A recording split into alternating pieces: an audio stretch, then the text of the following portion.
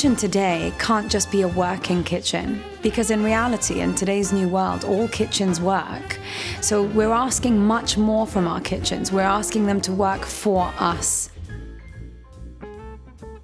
Every kitchen has to behave in a way that works for your family and for you. It's such a vibrant place, but it's also a really dynamic center. It doesn't mean your kitchen's got to be loud all the time, but it is going to be this hub for the whole of the family.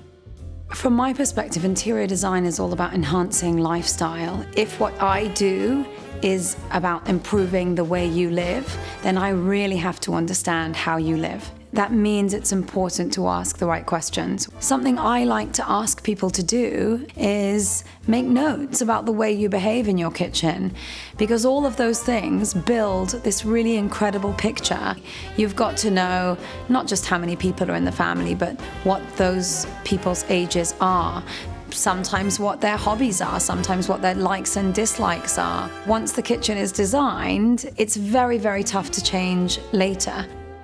If you are using it as a family space, you've got to think of practicality. How many bins do you have? Is one bin really enough? Is one fridge enough? These things aren't glamorous, but they make a massive difference to your everyday life. How you live on a day-to-day basis really will inspire how you use that kitchen.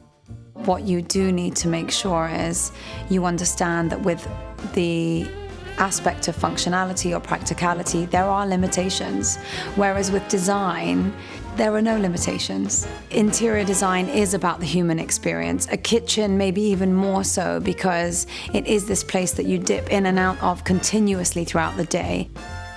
The kitchen is filled with different uses and dynamic uses and different energies. It literally is the soul of a home.